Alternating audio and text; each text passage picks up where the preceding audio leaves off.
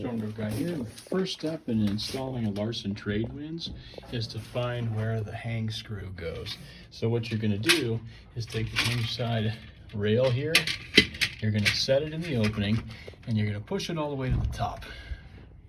And then you're going to drill a hole right where that little part of the toilet bowl is, right there, so that this screw fits through the hole there, and then you move it up and let it sink down. And that's how you find the toilet hole for the hang screw. To attach the hinge rail to a Larson Tradewinds door that we have right here, you're going to find the top of the door as noted by the pull bar here, the screen, and the black spacer, shipping spacer. You're going to find this hole. It's about maybe 6 inches down from the top of the door. That pilot hole right there will line up with the top hole of the top hinge. So it'll look just like this. So you line up the top hole of the top hinge with that already pre-drilled hole right there, and you're going to put a screw right in there. Now that you've mounted the hinge rail temporarily to the Larson Tradewinds door, again, you found the pilot hole at the top of the door, you put the screw right in the pilot hole, the screw is in the top hole of the top hinge. Now all we have to do is go through and drill all of the other holes and attach the hinges all the way down to the door. Okay, so we've attached the hinge rail of the Larson Tradewinds door to the door itself using the screws provided. They are going to be letter B in the door closer box in the install kit. Okay, once you have the Larson Tradewinds hinge rail attached to the door, we're ready to move on to the rail extenders. A little caveat, this little piece right here is just a cover plate that goes over the hinge side of where the latch would go. So you just put this plate on with these 2 screws. Now, going back to the rail cap extenders, on this door you don't cut anything. Factory gives you these little extenders. Notice on the bottom there's an L for the left one and an R for the right one. Maybe you can see it. This is going to be a left hinge door, so we're putting the rail cap extender with the L on it on the left side, just like so. So we just put the rail cap extender on the hinge side. Now, don't forget we've got to put it on the latch side. So here's the latch rail and the other extender. Again, these extenders have an R for the right side, an L for the left side, so you can't do it wrong. So these always go on the bottom. And if I can get a good picture here, just kind of slides on like that and looks like so. It moves up and down, so you don't have to cut anything. Okay, now it's time to hang this Larson Tradewinds door. So I'm going to stand it up and hang it on that hang screw that we put in the first step, the first part of the video series.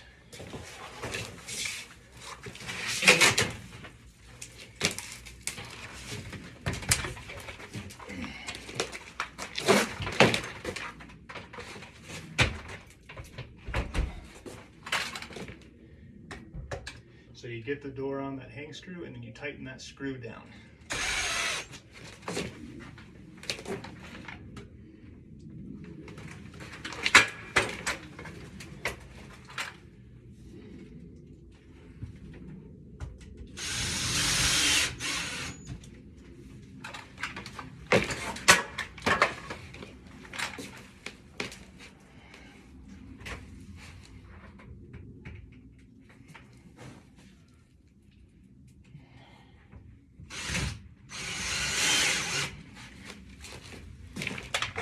So what I did was hang the door, tighten the hang screw down, and then I put a screw in the top part of the door frame on the outside and one on the bottom part on the door frame on the outside. That just secures it into place so it doesn't fall on you. just a quick overview of hanging the storm door. So when you hang the storm door, first you get it on the, set it on the hang screw here, tighten this screw down, and then close the door. Right now there's just one screw holding it on. So on the outside then you want to put a screw in the top to secure it, and then come down to the bottom, and you can shift this door left or right, or rather left or right, and then put this screw in just to secure it. So you have 3 screws holding the door in right now, and this rail cap extender you can push down to the threshold. Next I'm going to take the latch rail, or the header rail, sorry, and put this at the top of the door, or the Larson Tradewinds door.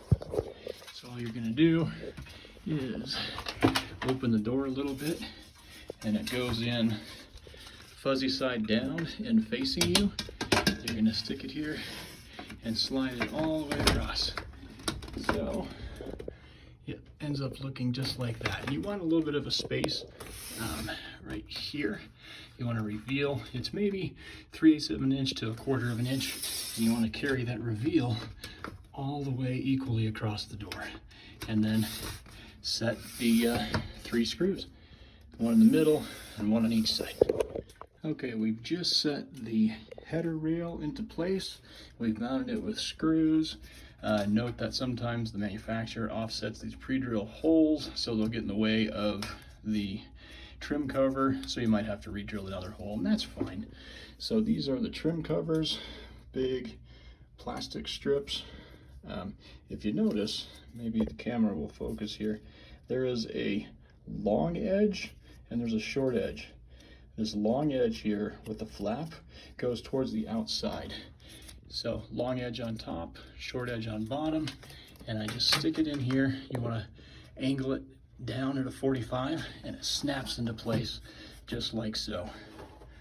I've also found that if you just take your finger, your index finger, stick it on top, thumb on the bottom, kind of do this number, it's really easy to just run it all the way across the top, and now this cover is in place.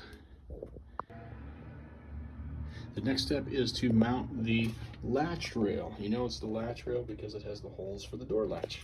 So we're going to open this door a little bit, and we're going to move this latch rail all the way up and all the way to the left. You don't really want a space there. You want it to be nice and tight against the header rail, and then we'll put a screw in. Okay, so we just mounted the latch rail temporarily to the Larson Tradewinds door. Kind of looks like so. You want it to look like this in the corner. We've got 1 screw in the top, and now we're going to go all the way down to the bottom and put a screw in the bottom.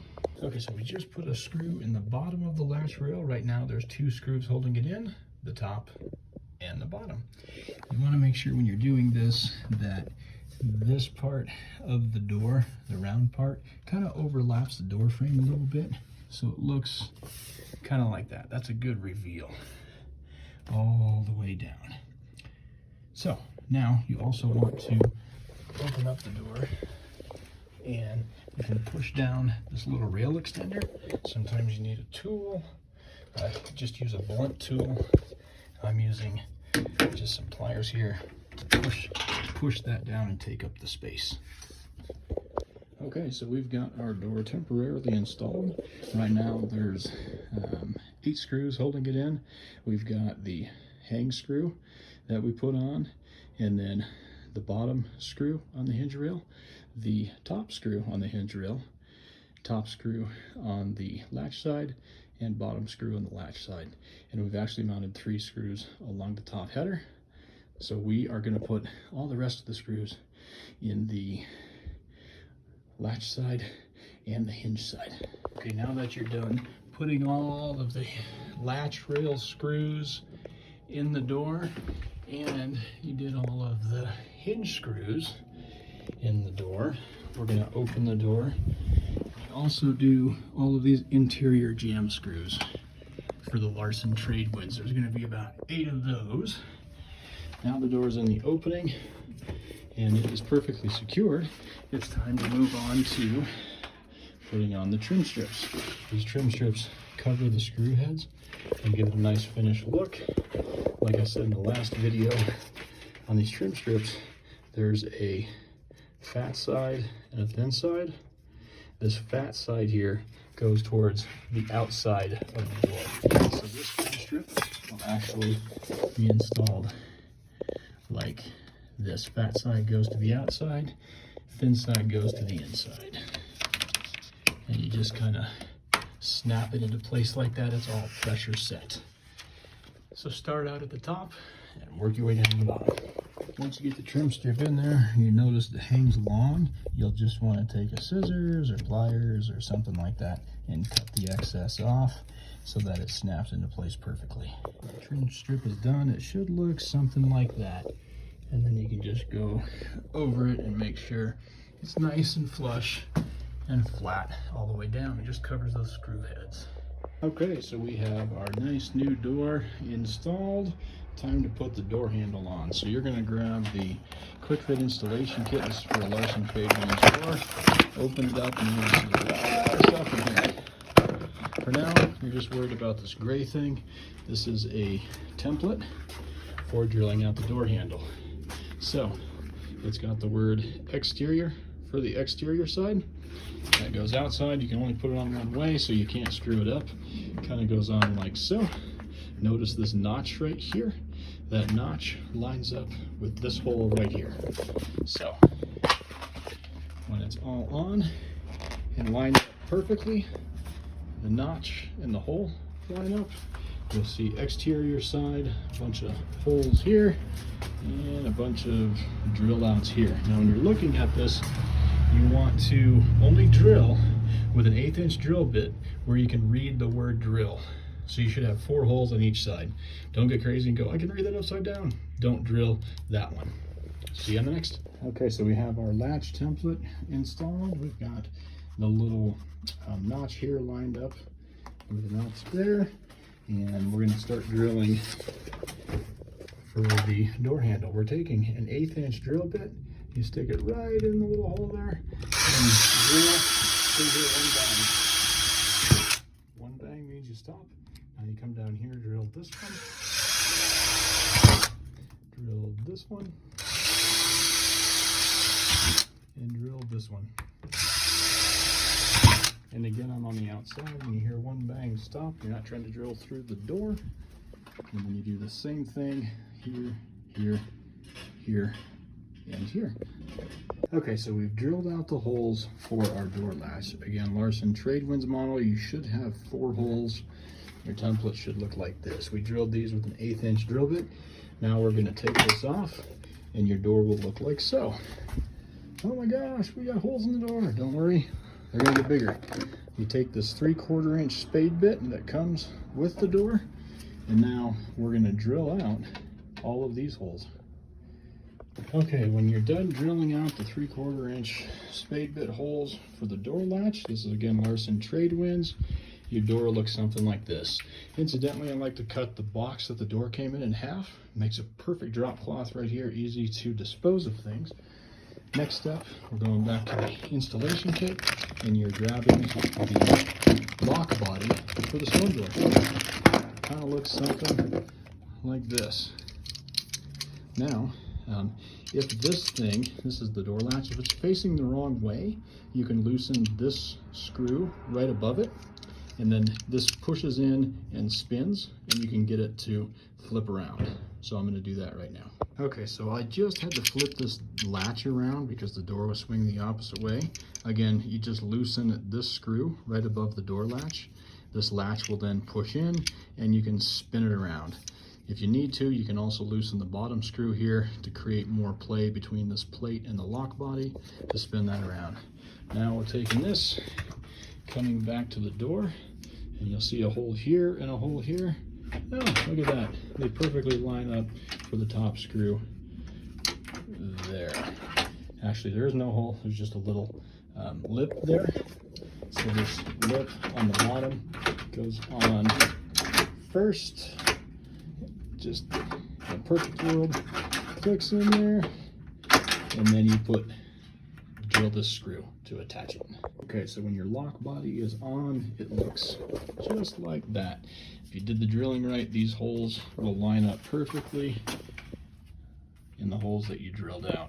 So now it's time to put the handle on. You'll have a lock set similar to this. It's a Larson. Some are flat, some are curved. You have an outer piece, the keys. This is a handle that already has the spindle attached. The inner piece, incidentally, you have these little black things. Push them down as far as they will go, because they will hold the screws into place, kind of like that, so they don't flop around. And then here is the interior handle. Incidentally, you can swap the interior and exterior handle. If you have the curved version, you want the curve to go the other way, it doesn't really matter. So in this case, I'm going to take the outer section, the outer piece, and I am putting the door handle on like so. And we're just going to shove this into the door. Now the outer handle's on. Pretty simple, right? Now we're going to open the door, grab the inner piece, and because we moved those black screws, we're going to align this hole so that the lock lines up, shove the screws in here, and tighten everything down. Okay, so we just installed the outer handle and the inner portion of the door handle. Incidentally, when you're tightening the screw down and getting this thing to line up, you might have to throw this deadbolt a little bit in order to get this piece to seat properly. But this is how it looks so far. We're going to grab the final piece, which is the interior piece. Typically the interior piece has a little Allen screw right here, and we're going to set that into place. You should hear a minor pop when it's lined up, and then we're taking this Allen wrench key and you're going to tighten this screw down right here to lock it to the spindle. Okay, we have successfully installed the Larson Tradewinds door handle. Good job. Now, next step, grab these keys and stick it in the door lock. If you don't, these keys have a habit of growing legs, jumping into your trash bag, and never being found again. So test the lock to make sure it works, and then we are going to attach the strike plate. The strike plate was in the box that had the door hardware installation kit, and you'll notice there's a fat side at the bottom and a thin side at the top. This is how you install it. You do not install it like this. This is upside down. So we're going to come back in here, and if you look, there's already a pre-drilled hole here and here. That is how it lines up. And you can slide this left and right, or forward and backward, to tighten or loosen the door to take out play in the door. Okay, so we just installed the strike plate on the Larson Tradewinds door. Again, this fat side is on the bottom, thin side is on the top. Now we're going to test and make sure that the door latch and deadbolt line up appropriately. So take a carpenter pencil, extend the deadbolt, and we're going to mark just the top and bottom of the deadbolt and the door latch. So you'll see 4 pencil marks. This is the door latch. This is the deadbolt. Carry these pencil marks across, and as long as they hit in the opening, you know they're going to close smoothly. If this pencil mark was up here, that means the deadbolt's hitting this part of the strike plate, and you need to move the strike plate up a little bit. Okay, now we're moving on to the door closer installation. So you're going to grab the closer kit and install instructions. In there you're going to find a whole bunch of little parts. So there's one closer that has a button on it. That one goes on the bottom. The one without the button goes on the top. This is going to be a jam bracket. This jam bracket will connect to the back side of the closer where the yellow spacers are. And then you have these door brackets that are going to connect to the front part of the closer, kind of like that. It's going to connect like that. you also have 4 screws. Those 4 screws connect to this jamb bracket, which mounts to the entry door jamb. And then you have a short stubby guy and a long skinny guy. The short stubby cotter pin will connect right here with the jamb bracket, and the long skinny one will connect here with the door bracket. I'm going to connect those now. Okay, this is the bottom door closer assembled. Kind of looks like this. Notice this is a jamb bracket that will mount to your entry door jamb with the 4 1.5-inch screws. This is a short stubby little cotter pin with a black rubber washer. If you can keep these on, that's great. If you can't, don't worry about it too much. The bottom door closer has a button. This is the tap and hold closer. And then in the front here, we've got the door bracket that mounts to the storm door and a long skinny cotter pin that we use, again with a black little rubber washer there. Incidentally, when you put in this cotter pin here, you want to go into the front hole, not the back hole. So always do it in the front.